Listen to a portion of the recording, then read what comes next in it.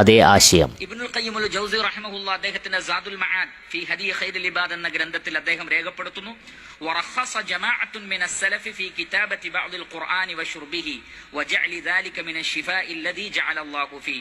സലഫുകളിൽപ്പെട്ട വലിയ ഒരു സംഘം ആളുകൾ പരിശുദ്ധ ഖുർആൻ എഴുതിക്കൊണ്ടോ അതല്ലെങ്കിൽ പരിശുദ്ധ ഖുർആനിലെ ചില വചനങ്ങൾ വെള്ളത്തിൽ എഴുതിക്കൊണ്ട് വശുർബിഹി അത് കുടിക്കുക, അതല്ലെങ്കിൽ അതിലേക്ക് ഊതിയിട്ട് കുടിക്കുക, വജഅലി ദാലിക മിനശ് ശിഫാഇ അല്ലദീ ജഅല അല്ലാഹു ഫീ, അത് അല്ലാഹു സുബ്ഹാനഹു തആല ഏർപ്പാടാക്കിയ ശിഫയിൽ അവർ ഉൾപ്പെടുത്തിയതായി കാണാൻ സാധിക്കും. സലഫുകളിൽ ധാരാളം ആളുകൾ അതിൽ ഇളവ് പറഞ്ഞിട്ടുണ്ട് എന്ന് അദ്ദേഹം വിശദീകരിക്കുന്നത് കാണാൻ സാധിക്കുന്നതാണ്.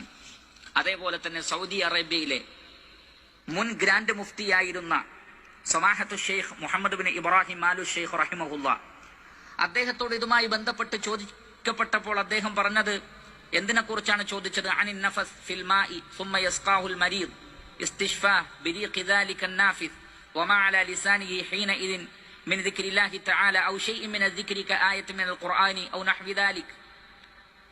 ഒരാൾ മന്ത്രിച്ചിട്ട് ആ മന്ത്രിച്ചൂതിയ വെള്ളം ഒരു രോഗി കുടിക്കുന്നു, അതിൽ നിന്ന് ശിഫ പ്രതീക്ഷിച്ചുകൊണ്ട് അങ്ങനെ ചെയ്യുന്നതിൽ വല്ല വിരോധവുമുണ്ടോ? ഖുർആനും ദിക്റുകളും ഒക്കെ ഓതിയിട്ടുള്ള ഫഅജാബ, അപ്പോൾ അദ്ദേഹം മറുപടി നൽകിയത് ലാ ബഅസ ബിദാലിക് ഫഹുവ ജായിസുൻ, അതിനൊരു കുഴപ്പവുമില്ല, അത് ജായിസാണ്. ബൽ ഖദ് സറഹൽ ഉലമാ ബിസ്തിഹ്ബാബിഹി, ധാരാളം പണ്ഡിതന്മാർ അത് നല്ലതാണ് എന്ന് വ്യക്തമാക്കിയിട്ടുണ്ട് എന്നാണ് അദ്ദേഹം പറഞ്ഞിട്ടുള്ളത്.